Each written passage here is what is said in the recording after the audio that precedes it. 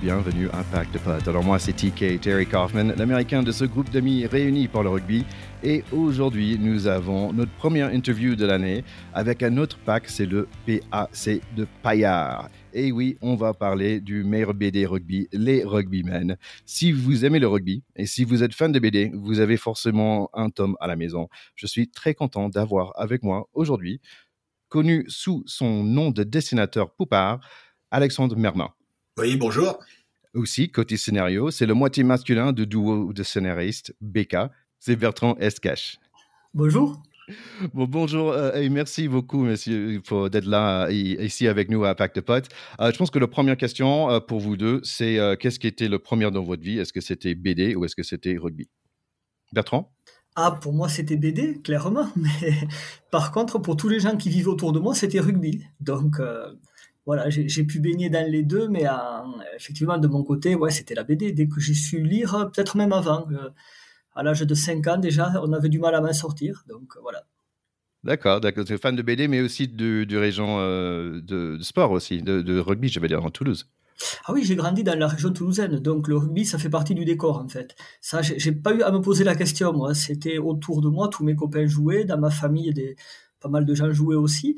Mais voilà, bon, moi, j'étais plutôt solitaire, plutôt tranquille dans ma chambre, et voilà, j'avais plutôt des BD que des ballons de rugby.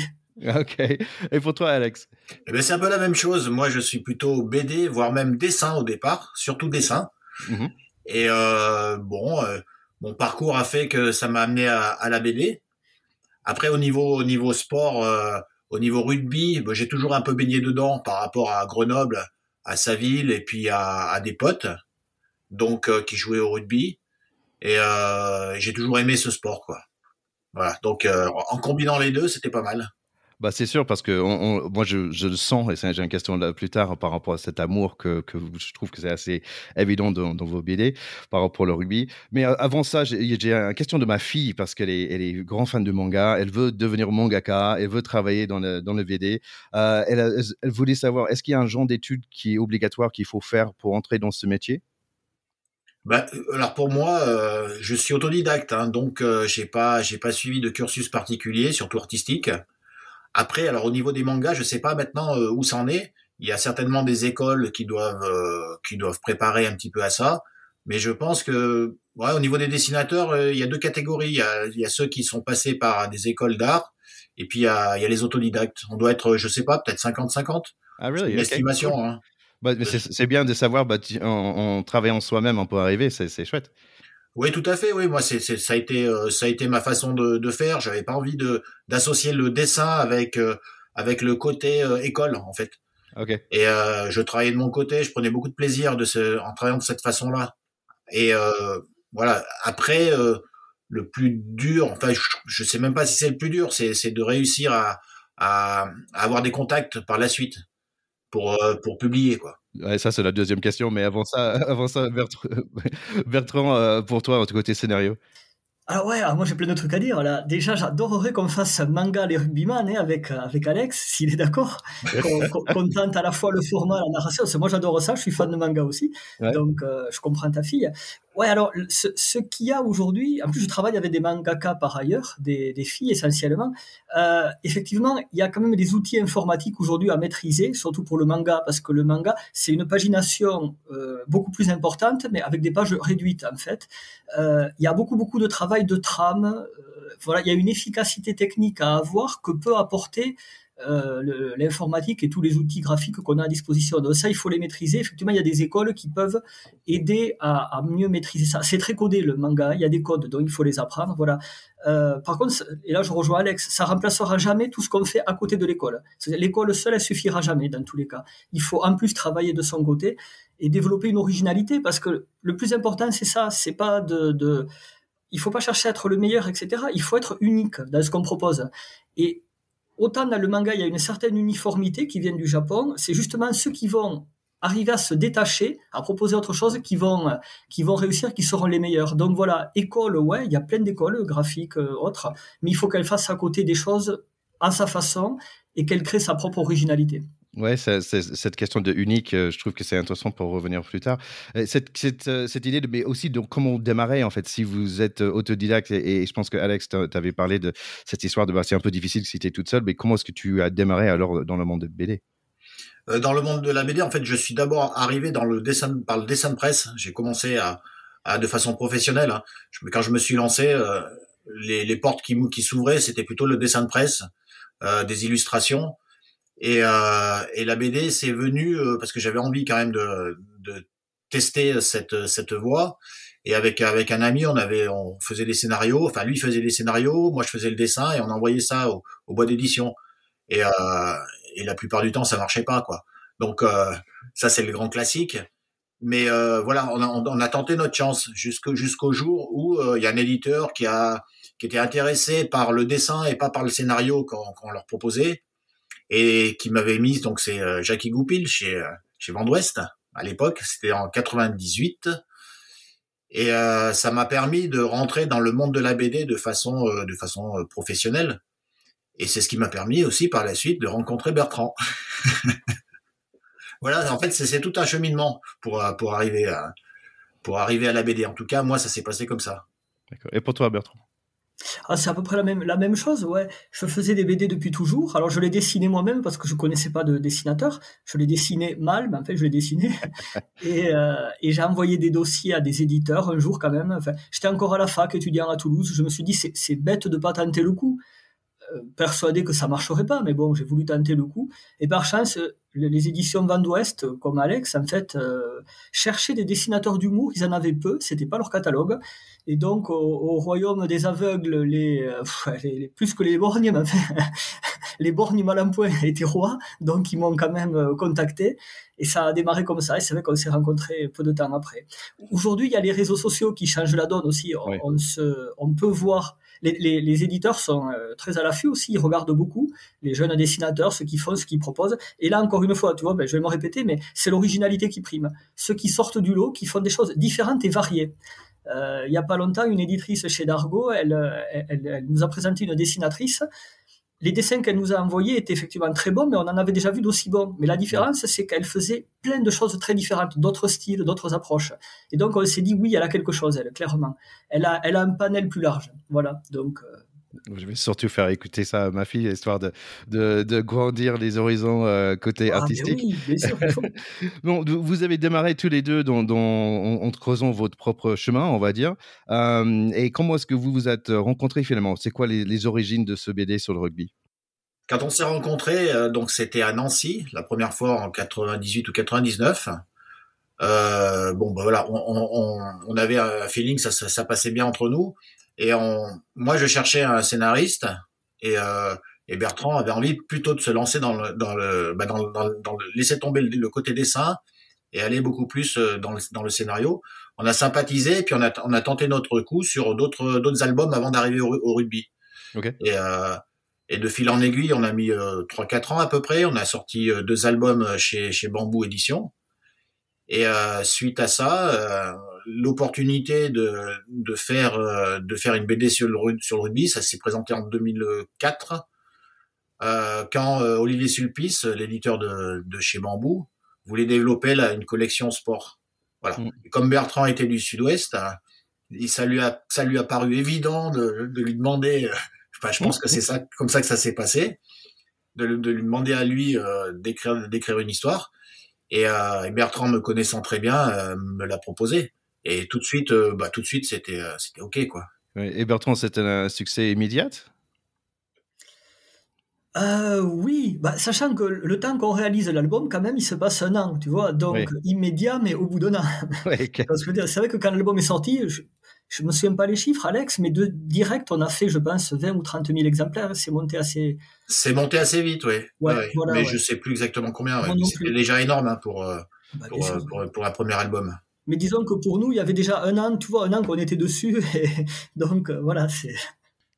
Assez pour faire le deuxième et voir beaucoup plus, donc ça c'est chouette. Écoutez, j'ai bien cherché sur Google Maps, mais j'ai pas trouvé cette ville de Payerne, donc c'est où en fait pour vous? En général, moi, je réponds, c'est partout où on joue au rugby. Ah bah, très bien. Un peu orienté sud-ouest quand même. Ça, c'est toi, Alex. Nous, on t'a jamais donné Ah bon. Toi, tu mets des petits panneaux, traversée d'ours, tout ça. Tu sais, ça sent les Pyrénées, mais voilà. Ouais, ça me paraissait un peu évident, quoi. À l'époque, c'était le rugby était très connoté sud-ouest. Il l'est encore beaucoup maintenant, hein. Même si ça se répand un peu plus, un peu dans toute la France, mais voilà, ça paraissait évident. Et aussi par rapport à ces personnages, je pense que tout le monde a des personnages préférés. Moi, j'aime bien les deuxièmes lignes. J'ai un podcast avec 2 deuxièmes lignes. Donc, l'anesthésiste, c'est un de mes préférés. Le sécateur aussi. Donc, est-ce qu'il y a un personnage qui est un peu plus apprécié que les autres, qui est un peu plus de star, ou est-ce qu'ils sont tous un peu égaux? Bon, en général, c'est vrai que c'est l'anesthésiste qui revient le plus en dédicace, mais la couenne aussi, hein, les piliers, les avants, les premières lignes sont pas mal demandées. Moi, j'ai toujours le souvenir ému d'un gamin, un petit gamin, un peu rond déjà, qui était sans doute pilier, mais il avait presque les larmes aux yeux quand il me dit « Oh merci, vous avez fait des petits gros des héros ». Je trouvais ça génial. Et en plus, il y a un truc qui tourne en ce moment sur les réseaux sociaux par un jeune homme qui est un peu grand, un peu costaud, et ouais, qui reçoit des good wishes de plein de stars de rugby dans le monde. Donc, c'est chouette. Mon fils, il voulait savoir, est-ce qu'ils sont entièrement fictifs, ces personnages, ou est-ce que vous êtes inspiré des vraies personnes, des personnes que vous connaissez? Au niveau graphique, j'ai envie de dire, c'est un peu un mélange de stéréotypes qu'on peut avoir tous sur des joueurs de rugby par rapport à leur poste. Ce qui est bien au rugby, c'est que c'est très différencié quand même.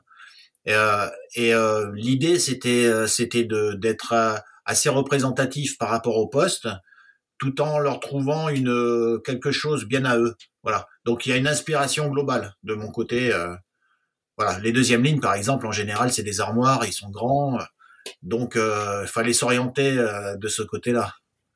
À mon avis, c'est des piliers, on veut toujours être troisième ligne. Dans mon rêve, c'est que je perds les 20 kilos pour être troisième ligne.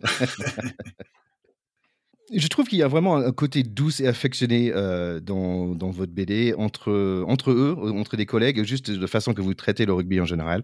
Ils s'aiment en fait, ils s'aiment comme des vrais collègues, pas des collègues, mais des vrais teammates. Et comment est-ce que vous avez capturé cette voix, cet amour qu'ils ont les coéquipiers? Tu veux y aller, Alex ou... Ben, je sais pas trop, parce que en fait, l'idée, pour moi, c'était de représenter un univers dans lequel on se sente bien, dans lequel on a envie d'être aussi. Et quelque part, l'amitié, c'est super important. Enfin, c'est un équivalent d'amour, amour fraternel entre garçons, le plaisir de faire du sport, de déconner, d'échanger, de la bonne humeur. Voilà, c'est vraiment orienter les personnages et leur psychologie de façon positive. C'est vraiment ça. Envie d'y être, tout simplement, quoi. Ça se sent. Et puis, tu peux pas vraiment au rugby mettre comment dire, des vrais cons. Tu vois, le mec égoïste qui regarde que sa tronche, ça peut pas marcher dans une équipe de rugby. Parce que d'abord, il va en prendre plein la gueule, et puis les autres aussi. L'équipe va se déliter, tu vois, ça peut pas marcher, ça peut pas gagner. T'es quand même obligé d'avoir des personnages qui ont un vrai sens de l'amitié, en tout cas de l'estime et du respect de ceux qui sont avec eux, parce qu'il a besoin de compter sur eux comme eux vont compter sur lui, si tu veux. Ça marcherait pas, ça sonnerait faux, si tu veux. On est obligé d'avoir des chouettes personnes. Bon, évidemment, tout le monde a des défauts, et ils en ont. Mais quand même, je pense que par sélection, le rugby t'oblige quand même à avoir un minimum de valeur humaine. Sinon, ça peut pas le faire, je pense. Et ce qui est vraiment chouette dans les interviews que j'ai fait avec Yann Delegue, avec Serge Betsen, on entend le même discours. Moi, je suis rien sans eux. Et je trouve ça vraiment beau. À plus haut niveau, ils ont toujours cet état d'esprit. C'est vraiment magnifique. Donc, pour rester un peu en contact quand même avec le rugby, surtout pour peut-être écrire les blagues et les scénarios et les personnages, est-ce que tu t'es fait inviter de temps en temps à un troisième mi-temps, Bertrand?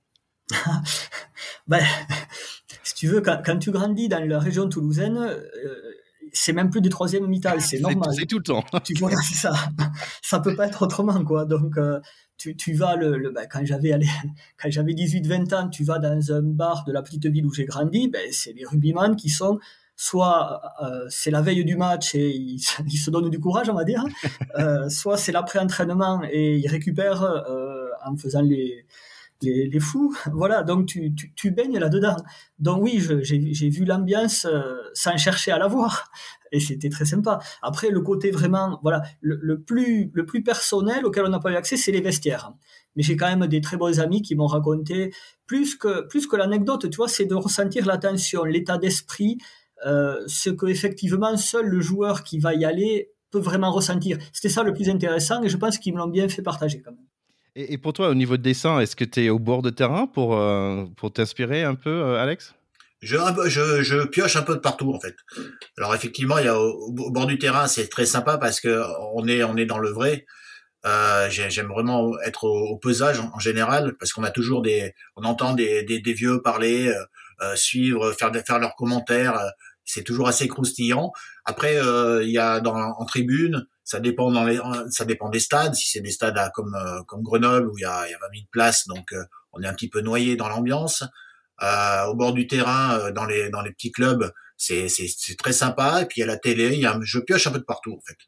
Et là, c'est quand même un sport qui change beaucoup, je trouve, depuis. Vous avez commencé en 2005 et le rugby qu'on voit à la télé aujourd'hui, c'est pas la même. Si, c'est le même sport, mais quand même, ça a beaucoup changé. C'est beaucoup plus, on va dire, professionnel, c'est beaucoup plus au point technique. Est-ce que c'est quelque chose que vous essayez d'inclure aussi dans le BD? Moi, je veux dire, inévitablement, quand même, on utilise les téléphones portables, tu vois. Bon, c'est ça, c'est pas propre au rugby, mais on est obligé de l'inscrire quand même dans notre époque, c'est pas un problème. Mais le plus important pour nous, c'est quand même de raconter le rugby encore de village, de terroir, le rugby des petits clubs, même si quand même Payard a une certaine réussite, on va dire.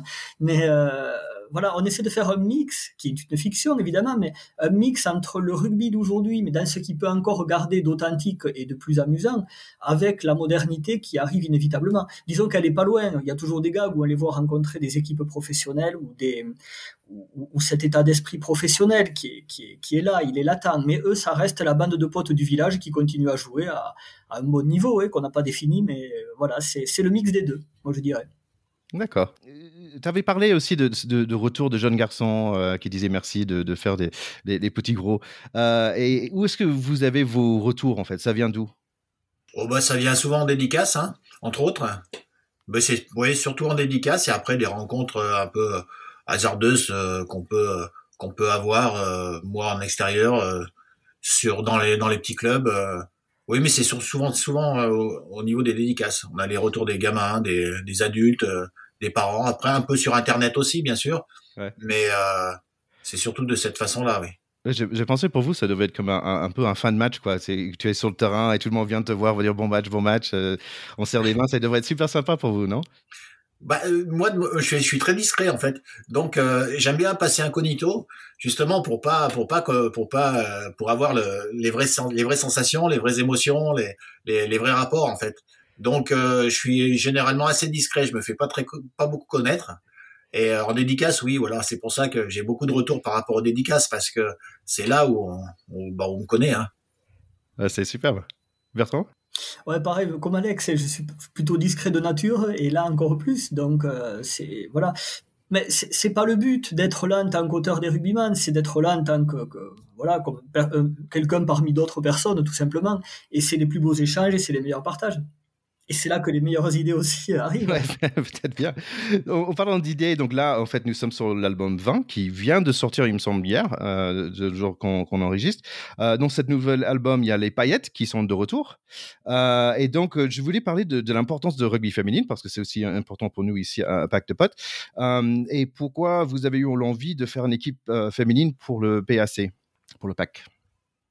Bah, je pense que c'était pour rééquilibrer un petit peu les choses et puis c'est dans l'air du temps également. On essaye un peu de coller avec le rugby d'aujourd'hui, même si on bascule pas du côté professionnel spécialement, mais le rugby féminin prend de plus en plus de place, même dans les petits clubs, hein, ça bouge beaucoup et puis nous ça nous permettait également d'ouvrir donc notre univers et puis de parler, d'avoir d'autres idées, d'élargir un petit peu tout ça. Ouais, moi j'adore le rugby féminin vraiment depuis pas mal de temps. Dès le début, je crois, on a mis les filles quand même en scène avec une page par-ci par-là. Mais pour en avoir rencontré au début, surtout, tu sais, dans des tournois d'été, des beach rugby, des trucs comme ça, les filles, elles sont vraiment d'une honnêteté, d'une sincérité incroyable. Mais vraiment, et elles avaient un double combat à mener en fait. Elles avaient le combat du rugby en tant que tel, sur le terrain, etc. Mais elles avaient aussi le combat de la légitimité, de s'imposer en tant que Ouais. fille, etc. Et moi je dis chapeau, elles l'ont plus que gagné. Enfin, le double combat est gagné, quoi, vraiment. Ouais. Donc c'est super. Et puis, tu vois, en les écrivant, c'est marrant, c'est pas la même logique de gag, les filles. C'est autre chose. On va chercher ailleurs. C'est pas les mêmes ressorts, c'est pas les mêmes. C'est pas la même logique. Voilà, il y a autre chose qui est vraiment très sympa. Ouais, Ça ouvre des horizons. j'aimais beaucoup celle où il y a il y a une des filles qui couche avec l'arbitre qui disait: ah, en fait, t'as bien joué pour une fille. Et en fait, elle a mis dehors pendant 10 minutes, carton jaune. Je trouvais ça vraiment excellent. Donc, j'imagine, c'est pas la première fois, comme tu avais dit. J'ai le numéro 18 à la maison. Donc, je sais que. Donc, ça veut dire en gros que ça a bien fonctionné. Le numéro 18, si vous faites le numéro 20, ça sort des paillettes. Donc, quels sont les retours que vous avez eus, en fait, sur cette première qui était dédiée juste aux filles, le 18? Moi, j'ai que des très bons retours, moi, de mon côté. Voilà. Bon, l'éditeur bloquait un peu parce que ça lui plaisait pas trop qu'on change les persos, tout ça. Bon, je sais pas trop où il en est à ce niveau-là. Moi, perso, j'ai eu que des bons retours et ouais. Je sais pas toi, Alex. Pareil, hein, tout le monde semble l'adorer, donc Mm. c'est j'ai été un peu surpris. J'avais peur qu'on perde un côté niaque, qu'on perde, euh, qu'on se dilue un petit peu avec le rugby féminin. Et j'avais beaucoup d'appréhension avant de dessiner. Et déjà graphiquement, parce que il fallait comment faire passer des nanas sans que ce soit non plus des garçons manqués, quoi. Oui. Et, euh, et je savais pas ce que ça allait donner. Et au final, je pense on a réussi à être assez juste en gardant l'aspect féminin, une forme d'élégance, Oui. euh, tout en valorisant le caractère. Je pense que c'est par le biais de leur caractère qu'on a montré qu'elles sont là et bien là, quoi. Et au final, ça fait partie de mes albums préférés. Bah, superbe. Moi aussi. Et on parlait des personnages, et même une question un peu pour les garçons, d'où viennent ces personnages? Parce que franchement, la raclée, je vois, ça fait NDI sur l'équipe de France. Je vois elle quand je le vois en BD, mais d'où sont sortis ces personnages? Alors, c'est une organisation scénaristique au départ, hein. C'est Bertrand qui avait un peu les clés en main pour organiser le nombre de personnages féminins à intervenir dans l'album et à quel poste. Donc là, c'est vraiment Bertrand qui a travaillé ces personnages. Moi, graphiquement, bah, comme tu disais, hein, c'est NDI, bon, c'était l'inspiration. Ah, j'avais juste, ok, cool. Ouais, c'est tout à fait ça. Ben ouais, du coup, avec Caroline, on a réfléchi un petit peu. Disons qu'il fallait pas faire doublon avec les garçons non plus. Il fallait pas jouer sur les mêmes ressorts. Mais ça s'est fait tout naturellement, en fait. Évidemment, on voulait une fille qui fasse la fête, la bringue, qui, pour l'anecdote, porte le nom de l'attachée de presse des éditions Bambou, Sophie, Sophie Caillolette, qui est pas mal du tout en festival disons que c'est pas celle qui se couche le plus tôt, on va dire. Ok. Et après, les autres, moi, je trouvais super intéressant de mettre une fille qui doute, qui a vraiment le personnage de la couette, c'est-à-dire celle qui croit pas en elle, mais elle croit pas en elle tout court dans la vie. Et souvent, le rugby peut aider des jeunes à prendre un petit peu confiance, à prendre de l'assurance en eux. Et je trouvais que c'est super intéressant de montrer justement une fille comme ça, mais jusqu'au bout, elle va rester quand même défaitiste, etc., malgré tout ce qui va lui prouver qu'elle a aucune raison de l'être. C'est un peu le côté, ouais, c'est un peu notre Charlie Brown de la série des rugbyman. Ouais. Donc voilà, ce personnage, on l'avait pas avec les garçons, par exemple, et ça aurait pas fonctionné pareil. Avec les filles, ça peut fonctionner. Après, voilà, c'est aussi des situations de vie. L'entraîneuse, gros lolo, voilà, c'est la mère célibataire qui élève seule sa fille. On sent quand même la fille non seulement intelligente, mais courageuse et voilà, elle a plein de trucs à dire, à apporter, etc. C'est un petit monde qu'on a pu créer en parallèle de celui des mecs. Ce que je trouve marrant, quand j'ai commencé dans le rugby, j'avais quoi, 32, 33 ans. Je suis arrivé, en fait, et ça m'a pris 1 an ou 2 pour juste comprendre qu'est-ce qu'étaient les surnoms et les vrais noms des gens. En fait, j'avais du mal à comprendre parce que dans notre équipe, il y avait l'inémissible, il y avait Captain Joe, il y avait plein de noms et tu dis, mais en fait, c'est quoi son vrai nom? Je savais pas. Donc, je trouve ça marrant que chaque personnage dans vos BD, ils ont un surnom. Ben, tu sais, il y a un gag qui est authentique, là, qui est arrivé à notre village. C'est le gag du bison, je sais plus dans quel tome, pardon. Ben, c'est le facteur qui cherche, il ne trouvait pas l'adresse de quelqu'un, il demandait Ok. aux gens du village et les gens le savaient pas. Et il y en a un qui a dit, mais attends, mais c'est le bison. Et on a repris le vrai nom du mec. Hein. Personne ne savait en fait son vrai nom de famille au type. Donc, voilà. Ouais, je trouve ça excellent. Bon, je sais que le pack a voyagé un peu, Angleterre, Italie, mais avec le nouveau Major League Rugby aux États-Unis qui commence, est-ce qu'il y a un voyage aux States bientôt pour eux? Ah ben Bertrand, je te laisse. Bah, écoute, je sais pas, c'est pas, on n'y avait pas pensé aux States, ça peut être marrant. On a pensé au Canada, et puis on le reporte parce que c'est pas évident de trouver enfin, il faut quand même des témoignages authentiques. Et même si on va au Canada, on va pas forcément connaître les coulisses du rugby immédiatement. Donc, on avait quelques amis canadiens et qui ont vécu là-bas, dont un qui a entraîné au rugby. On avait un petit peu parlé avec eux, mais on n'avait pas encore trouvé le bon angle d'approche, donc on le met de côté. Les States, on n'y avait pas pensé. Pourquoi pas? Ça peut être marrant. Hein. Il y a un truc sur World Rugby qui est assez sympa en ce moment, c'est ils essaient de faire des crossovers avec des joueurs de basket et du wrestling. Wrestling, c'est la lutte. Et ils ont fait un petit série web sur YouTube qui est assez sympa par rapport à ça, de introduire le rugby avec des gens d'autres sports. En parlant un peu de USA, donc moi j'ai grandi avec Batman, des X-Men, Spider-Man et tout ça. Est-ce que vous, quand vous étiez jeune, vous avez aimé des comics américaines comme ça? J'en avais lu quelques-uns, mais c'est vrai que c'était pas ma préférence pour moi. J'étais plus franco-belge. Alors moi j'étais toujours fan absolu de Snoopy, de Peanuts, Ah, really? mais c'est pas tout à fait, c'est pas le même genre. Les super-héros, tout ça, pas trop, j'en lisais pas trop en fait. Mais tu sais, on avait vraiment de quoi faire avec nos héros franco-belges, les Tintin, Astérix, Lucky Luke, Gaston, voilà et autres. Donc ça. Et ça, c'est marrant parce que c'est en venant en France que j'ai découvert tout ça. Franchement, Tintin et Astérix, c'était pas vraiment quelque chose que j'ai connu là-bas. Ça m'a aidé. J'arrivais à 25 ans et ça m'a aidé quand même à mieux lire, pour être honnête. Quand j'ai commencé d'aller avec les 13 et les choses comme ça, je dis, ah oui, il y a vraiment des choses qui peuvent aller loin dans des longues histoires et ça me donnait envie de les suivre. Mais c'est quand même un style qui est très différent par rapport à le BD, le comics, on va dire, américaine. Est-ce que c'est difficile à exporter, on va dire, ce type de BD francophone vers le US ou vers l'Angleterre? Bah, oui, la preuve, ça se fait très peu, donc c'est difficile. Mais c'est pas la même culture de la BD, pas du tout. De toute façon, le Japon a aussi une autre culture encore différente de la BD. Le beau livre, le bel album, tu sais, cartonné, qu'on garde dans sa bibliothèque, c'est pas la logique américaine, c'est pas du tout la logique anglaise non plus. Eux, ils seront plutôt dans la BD, tu vois, toutes les semaines, tous les mois, tu suis les aventures de ton héros, de ton super-héros, et vite on produit de nouveau, etc., etc. Alors certains sont devenus cultes et valent très cher aujourd'hui, mais c'était quand même dans une logique de production chaque mois. Ils étaient plutôt dans le magazine, même si c'était centré sur un seul personnage, que le bel album. C'est pas tout à fait la même logique. Et le manga, c'est encore autre chose. C'est des grosses productions chaque semaine dans des gros fascicules épais. Les meilleurs deviennent des petits mangas, mais il faut produire très vite en série des grosses quantités. Voilà, c'est notre culture. Nous, on a celle du livre qu'on garde, qu'on collectionne. Donc, elle s'exporte difficilement à cause de ça, je pense.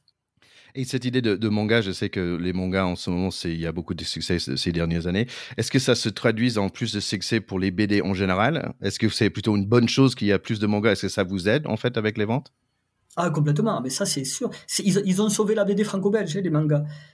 Parce qu'elle tournait en rond, elle était devenue très nombriliste, très élitiste. En tout cas, seule la BD élitiste, on va dire un peu intello, était valorisée, était médiatisée. Le problème, c'est que comme elle touche que des niches, des petites quantités de lecteurs, elle devenait de moins en moins populaire et donc elle n'intéressait plus grand monde à part voilà quelques experts qui allaient dans leur librairie spé. C'est le manga qui a continué à faire lire les gamins, les ados, parce que si on perd les gamins et les ados, on est mort. Hein. Donc il n'y a pas de renouvellement, il y aura plus que on va dire les papis qui liront encore leur BD à eux, mais c'est le manga qui a sauvé la BD franco-belge. Et comme tu le dis, effectivement, les records de vente sont battus chaque année, essentiellement par le manga, mais le reste suit. Hein. On n'existerait plus sinon, hein, c'est sûr. Et est-ce que vous avez pensé peut-être de faire ensemble soit un autre BD genre rugby long form ou juste un autre BD en tout? Bertrand m'a souvent proposé de changer de voie ou de tenter autre chose. Après, c'est une question de temps. Voilà. Ouais. Moi, je sais que je prends à peu près 9 mois pour faire un album. Et j'avoue que j'aime tellement ce milieu du rugby, en tout cas en dessin et à travailler, que pour l'instant, j'arrive pas à me projeter sur un autre thème, sur d'autres idées, quoi. Si vraiment, si un jour ça venait, je changerais, il n'y a pas de souci, quoi. Mais pour l'instant, je me régale, donc pourquoi aller chercher plus loin? C'est bien d'être dans le plaisir. D'ailleurs, si vous cherchez un peu d'inspiration, je peux peut-être suggérer un pilier américain bien barbu qui s'appelle TK, qui comprend pas trop bien les règles. Vous pouvez insérer ça comme personnage quelque part, peut-être. Ah, un barbu, ça peut être intéressant. Il n'y en a pas dans l'équipe. Ouais. Tu sais, je me le suis dit en te voyant là, quand l'image est apparue, je me suis dit, waouh, là, il y a un personnage qu'on n'a pas. Ah, tiens. J'aimerais bien, donc un peu dernière partie de l'interview, j'aimerais bien parler un peu de votre partenariat et comment vous travaillez ensemble. Et comme donc là, tu as dit, ça prend 9 mois côté dessin. Ça prend combien de temps? Pas exactement combien de temps, mais comment ça s'organise le temps d'écriture et le temps entre vous deux? Alors l'écriture, c'est compliqué parce que c'est où commence l'écriture, hein, si tu veux, quand tu vas lire un livre, quand tu vas discuter avec des joueurs, quand tu vas regarder un match, des idées arrivent, donc tu commences à les noter. Globalement, on sait que l'idéal pour Alexandre, c'est qu'on commence à lui donner du scénario pour le début de l'année, tu vois, fin janvier, début février, c'est-à-dire maintenant d'ailleurs. Bon, mais J'attends, hein. Écoute, il y en a. Non, mais tranquille. Il y en a 19 de près. On pensait arriver à 22, mais si tu les veux avant, tu les. Non, prends ton temps. Et donc, si tu veux, voilà, il y a tout un travail en amont qui fait que les premiers gags sont déjà plus ou moins là au brouillon de tout ce qu'on a pu noter dans l'année.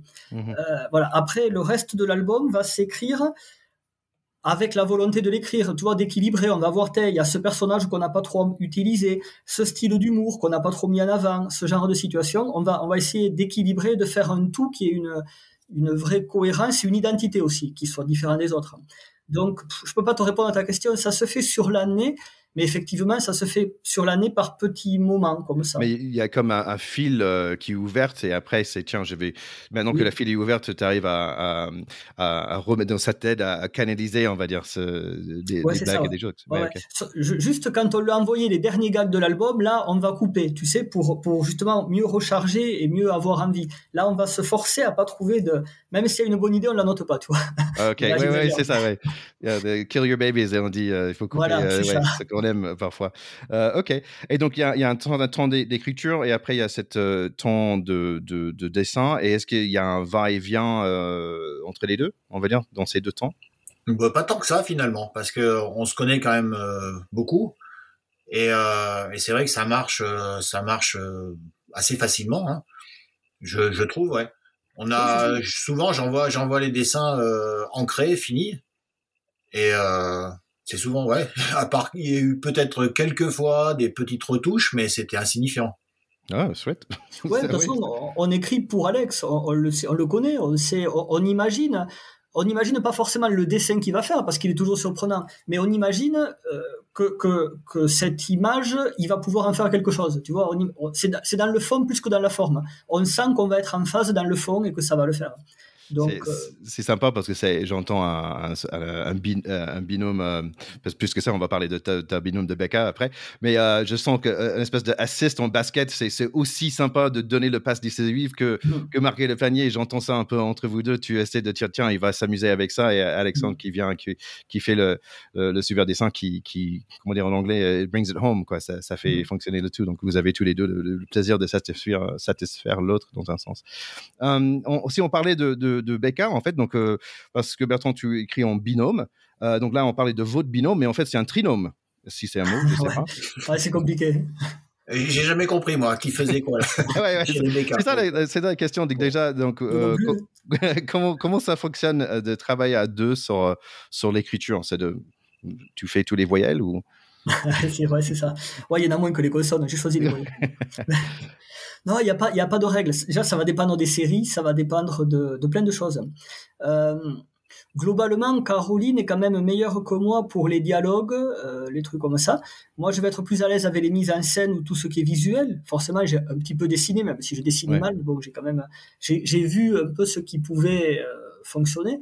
Après, vraiment, il n'y a pas de règle. Ça va dépendre des moments. Déjà, c'est surprenant parce que un jour, l'éditeur, on avait fait un gag où je sais plus très bien, un gag un peu, on va dire, un peu olé olé, quoi. Il pissait contre un bus, etc. Et l'éditeur nous a dit, ah là, c'est toi, Bertrand. J'ai dit, ben non, celui-là, c'était Caroline. Et voilà. Donc, ça peut être aussi surprenant. Bon, la plupart du temps, elle va plutôt quand même avoir des idées un peu plus sensibles, mais pas toujours. Tu vois, comme quoi, il n'y a pas de règle. Ouais. Tu avais parlé de ce blague qui était un peu trop loin, en fait. Et c'est assez marrant parce que, donc le nom, tu avais dit, c'est des dessins d'humour. Et en fait, c'est un style aux États-Unis, par exemple. Je trouve que votre humour est assez sexy, par rapport à des trucs américains, parce qu'on n'a jamais vu Superman dans son lit ou Spider-Man en train de coucher à droite à gauche ou Bruce Wayne, Batman et tout ça. On est très, je sais pas, on parle pas de sexe et je trouve que vous êtes libre dans ce sens-là. Et je trouve ça intéressant parce que je parlais de ça avec ma femme, elle a dit, je comprends pas, c'est normal, c'est des humains et c'est juste complètement normal. Et j'ai juste trouvé ça marrant, cette ligne, et comment est-ce que vous savez, tiens, ça c'est trop loin, non, on peut pas mettre ça, mais tiens, oui, celle-là, il passe. Est-ce que c'est parfois difficile? Après, alors, graphiquement, des fois, je me suis posé un peu la question. J'ai toujours envie d'aller assez loin dans le sens où c'est une question de liberté, tout simplement. Le sexe, pour moi, enfin le sexe entre guillemets, ou c'est pas ça, c'est beaucoup plus, comment dire, on parle tout le temps de violence et on met le sexe comme quelque chose de tabou, alors que je trouve qu'il y a une forme d'injustice là-dessus.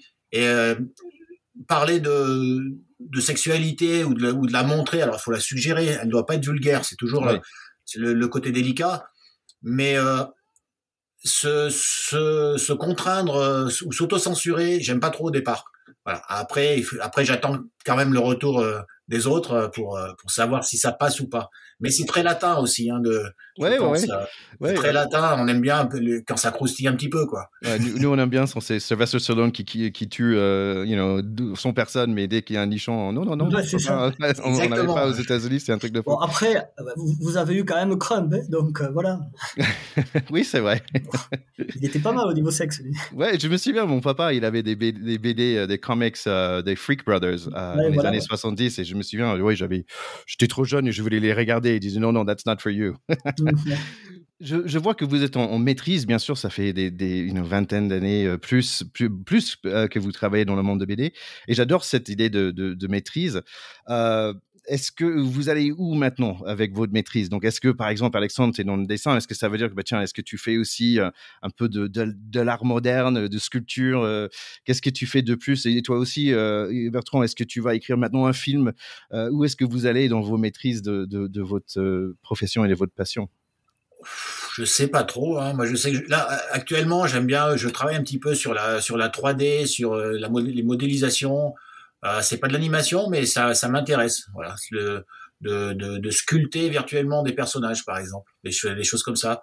De m'intéresser à ça, j'aime bien. J'avais essayé de faire un peu de la sculpture, mais c'était pas terrible. C'était un peu compliqué. Il faut de l'espace, il faut du temps. La peinture, c'est pas trop j'en avais fait aussi, mais c'est pas mon domaine. Voilà, j'aime bien continuer à travailler sur les rugbyman. Je trouve que je retrouve un champ de recherche encore possible. Quand Bertrand m'envoie des scénarios, c'est dans le tome 19, le scénario avec le rêve d'Arthur, le fils de l'anesthésiste qui rêve All Black.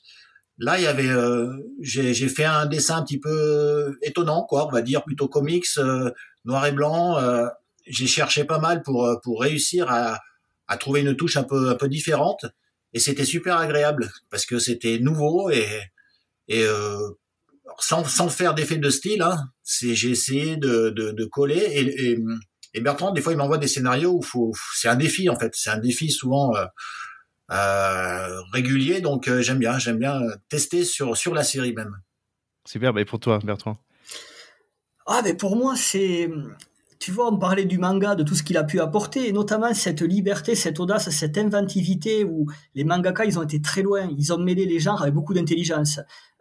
On ne sait plus quand un monde est un monde réel, un monde imaginaire, un monde fantastique. Tout ça a fusionné. Et je trouve qu'enfin, quelques éditeurs en France et en Belgique ont compris qu'il fallait s'inspirer de cette liberté et péter un peu les codes, les schémas. Donc, moi, je m'amuse comme un fou en ce moment parce que justement, il y a des éditeurs réceptifs à ça. Je l'attendais depuis des années. Et même avec les Rugbyman, j'ai envie qu'on puisse aller plus loin. Bon, ça va être compliqué, mais il y a tellement de choses originales à proposer, inventives, et les lecteurs, mais ils vont suivre, mais c'est évident parce que...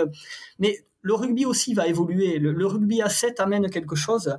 Le monde entier va s'en emparer, surtout les pays où il n'était pas très présent. L'Asie, par exemple, mais les States aussi, évidemment, à travers les Jeux Olympiques et autres. Tout ça va amener quelque chose qui va pas remplacer le rugby qu'on raconte, le rugby de terroir, il ajoute quelque chose. C'est un autre rugby qui va avoir une nouvelle histoire qui débute maintenant, qui va totalement en phase avec notre époque, alors avec les bons côtés et les mauvais, forcément, mais tout comme l'ancien était aussi aux prises avec les bons et les mauvais côtés d'une vie de village repliée sur lui-même. Mais voilà, tout ça fait que il y a des possibilités aujourd'hui, il faut s'éclater, il faut s'amuser, il faut bouger les lignes parce que les auteurs qui nous ont donné envie de faire ce métier, c'est des gens qui bougeaient les lignes. Les Franken, alors tu peux citer les auteurs américains, évidemment, et je te rejoins totalement, mais les Franken, les Hergé, les Goscinny, c'est des personnes qui, de toute façon, Goscinny était inspiré par Mad, par Kolzman et autres. Il a amené ça en Europe. On n'avait jamais vu ça, mais voilà, osons, faisons des choses, éclatons-nous, on en a la possibilité aujourd'hui. C'est pour ça, tu vois, un manga avec les rugbyman, on s'éclaterait quand même. Ouais, j'entends la passion là. Tu avais parlé de Géo, il y a bientôt le Coupe du Monde en France. Est-ce qu'en 2023, est-ce que ça va être un sujet pour le prochain album? Donc déjà, vous avez sorti l'épisode 20, donc allez tout le monde, allez à la FNAC, allez où votre librairie à côté, allez acheter ça. Et après, le 21, est-ce que ça va être autour de Coupe du Monde peut-être? Ou est-ce que c'est un secret? Oh ben, je pense qu'on en parlera. Après, on ne peut pas parler à l'avance de ce qui va se passer pendant la Coupe du Monde. On n'a pas le résultat, si tu veux, exactement. On ne sait pas qui gagne. Mais oui, je pense qu'on en parlera. Ça, on l'a déjà fait dans les précédents albums qui sortaient les années de Coupe du Monde. Alors, il ne faut pas être redondant non plus. Il faut trouver le bon biais. Mais Alex a envoyé quelques idées très sympas pour en parler de façon un petit peu différente, originale. Voilà, cette partie n'est pas écrite, hein. Comme je lui disais, voilà, il y a à peu près la moitié de l'album de fête, mais qui aborde pas vraiment la Coupe du Monde. C'est la partie d'après. On va voir, mais on en parlera forcément. Ouais. Ouais, super. Bon, une chose c'est sûr, j'ai passé un très bon moment avec vous. Ça fait vraiment plaisir de vous rencontrer. Bertrand, je voulais dire que j'ai aussi, pour me préparer, j'ai lu d'autres BD que tu avais écrits et je voulais juste dire un petit mot que j'ai beaucoup aimé, le jour où le bus est reparti sans elle. Merci. Et si vous, nos chers écouteurs, si vous cherchez un peu d'inspiration, un peu de motivation, un peu de réflexion, je le recommande vivement. C'est vraiment, vraiment top. Bravo pour ce travail. Donc, ça me donne envie de lire la suite. J'imagine que ça t'a offert une opportunité de parler de quelque chose d'autre quand même. Ça me semble très personnel, celle-là. Oui, écrit avec Caroline aussi. Donc, oui, c'est sûr que c'est pas tout à fait la même logique que les rugbyman et le gag, c'est autre chose. Mais tu vois, c'est intéressant de partir dans plein de directions parce que ça, inévitablement, ça enrichit aussi ton travail sur des séries comme les rugbyman, évidemment. Et puis, ça permet même de te recentrer, tu vois. Les rugbyman, on est quand même là pour divertir, pour faire rire et pour amuser. Du coup, tu as la possibilité de le faire d'autant plus que d'autres choses, tu peux les faire ailleurs. Tu vois ce que je veux dire? Voilà, ça, je pense que ça aide, c'est important. En tout cas, bravo, j'ai beaucoup apprécié. Merci. Dernière petite chose, je voulais dire merci à Fabrice Fadiga de Bamboo Editions qui nous a mis en contact. Merci beaucoup à lui. Et pour finir, je vais vous demander pour vos predictions for the Six Nations, qui va gagner ce Six Nations-là. Alexandre, toi d'abord. Oh bah c'est la France, hein, sans problème. Bien choisi. On a une sacrée équipe en ce moment. Ouais, c'est jouable. Là, c'est jouable. Franchement, bon. Ouais, c'est jouable. Il y a tout. Mais enfin, il faut se méfier des Anglais. À chaque fois, ils sont capables de. Bon, on ne sait pas d'où ils sortent des trucs, mais ils arrivent à les sortir. Donc voilà. Ouais, en tous les cas, on a du meilleur vin et du meilleur baguette, donc ça c'est pour nous. Écoutez, messieurs, c'était vraiment chouette de vous rencontrer. Merci de partager votre passion pour le BD et aussi votre passion pour le rugby. Et donc, allez pour le pack. Et merci d'être partie de notre pack à nous ici à Pacte de Potes. Ah ben merci. Merci à toi. Merci à tous. Allez, grand merci à Alex et Bertrand. J'ai passé un très bon moment dans leur compagnie et j'espère que vous aussi. Allez trouver leur nouveau BD, alors c'est Tome 20, dans votre rayon BD à côté de chez vous. Et suivez-les sur Facebook, c'est @lesrugbymen. Et pendant que vous êtes sur Facebook, allez suivre notre page aussi, Pack de Potes, pour nous laisser un review, pour liker, pour partager l'épisode. Ça nous fait beaucoup de plaisir et ça aide notre petit podcast indépendant à prendre de plus en plus d'ampleur. Revenez dans une semaine pour parler des Six Nations. Nos deux deuxièmes lignes, Charlie et Théro, seront là avec moi pour décortiquer le match France-Écosse et les autres matchs de week-end. Allez, merci à tout le monde. Bye bye.